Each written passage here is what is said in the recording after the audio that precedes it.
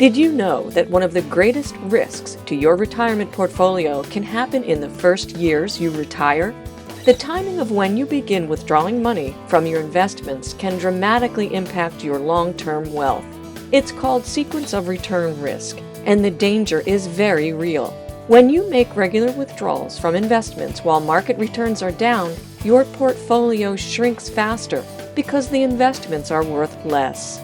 If that happens early in retirement, it's more difficult to rebuild your assets and get back on track.